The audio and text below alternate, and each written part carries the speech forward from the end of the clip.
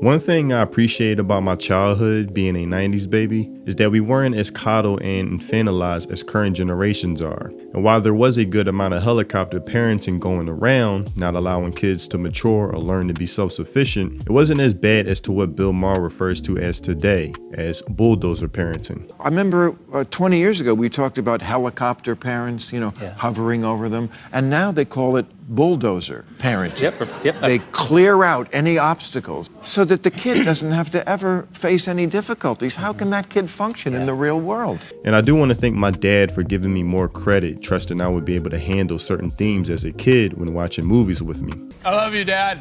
Movies such as Forrest Gump, Crimson Tide, A Bronx Tale, moments that I cherish to this day, even watching the 90s animated Batman show with him, me, and my brother. A show that I revisit even to this day because the quality is so long lasting in that show that sometimes I wonder how I even kept up with it as a kid, because there was a lot of mature adult themes in that show as well as the movie Mask of Phantasm. Well, I've been talking to my broker and his recommendation was that,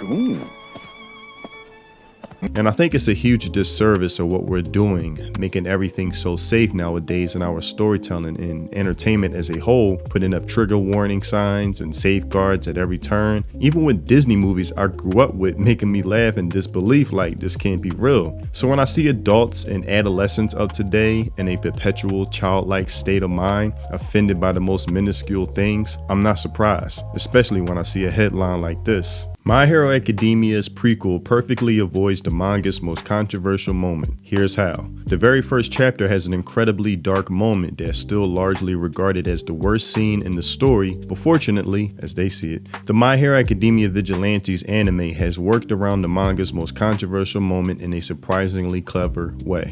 Now, the moment they're referring to is when Pop Step gets cornered by a few thugs, and in the manga, they tease the idea of having their way with her, alluding to Grape, then post nudes of her all over the internet. But in the anime, the idea of Grape was removed with just a mention of posting revealed pictures of her everywhere instead. And they say that this was always a point of contention with the fans and was seen as going too far. Now, I'm actually not surprised by that. As I said, we have socially conditioned current generations to be offended by everything. So while I, as a kid, have seen anime that goes miles beyond this to where it seems tame to me, this might cause panic attacks with other viewers of today, the consequence of constant mollycoddling and pampering. And this just lends itself to the current pattern that I see of trying to remove the concept of what true evil looks like. I remember watching Akira as a kid, an anime filled with a lot of violence, especially the scene where Tetsuo's girlfriend gets captured by a gang, punched in the face aggressively with them about to have their way with her. And while yes, it was a very tense and graphic scene, I didn't get traumatized and I didn't have a panic attack.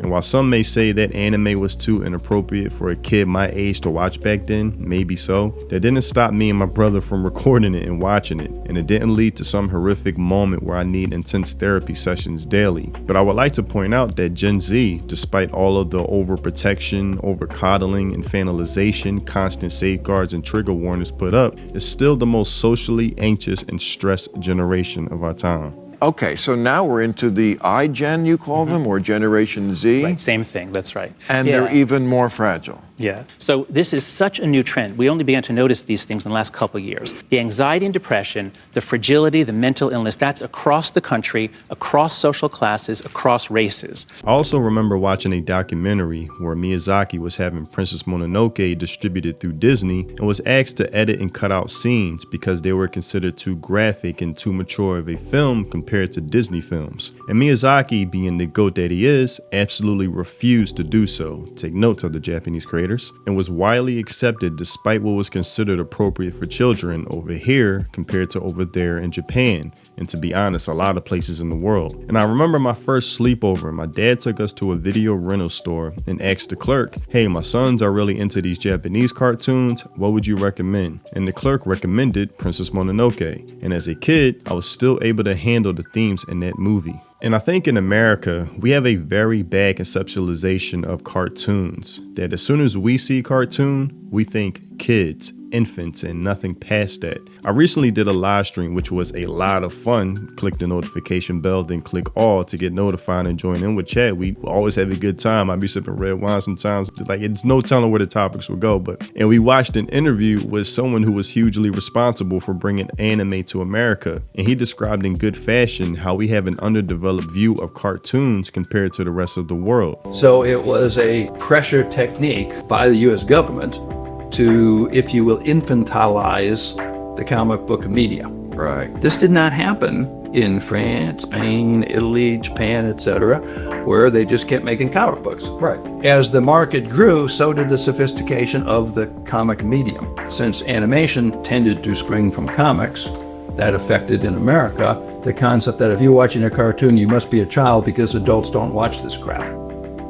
Right. Period. That shows that the American mentality was so absolutely different from the Japanese mentality concerning what is suitable content for a particular medium. This is a piece of paper with pictures. Yeah. This piece of paper with pictures can have all kinds of pictures, stories, and characters. The medium is a piece of paper with pictures on it. Yeah. We do not say because this is a piece of paper with pictures on it, it can only have this content. We're the only country that came up with that concept.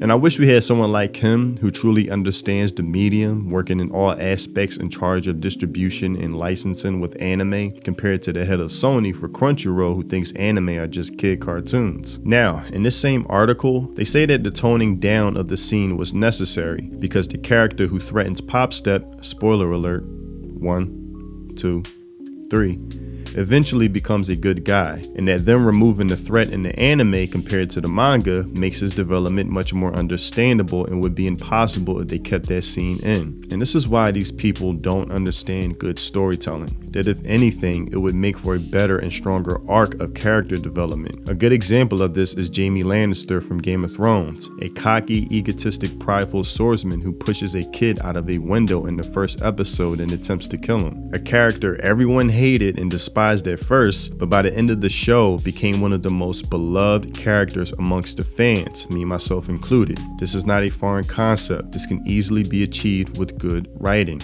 You know, sometimes I really feel lucky to have been a 90s baby. That while yes, millennials are responsible for some of the most cringe-worthy shit ever in entertainment, some of the worst writing and stories. A good example is the latest Devil May Cry Netflix series, and the worst of us have ruined a lot of entertainment of today, but most of us were just allowed to be kids. Had some of the best entertainment delivered to us without the constant sanitization that plagues entertainment today, all to keep people safe and from having their feelings hurt, which has led to a lack of quality entertainment and storytelling I feel privileged to have grown up with.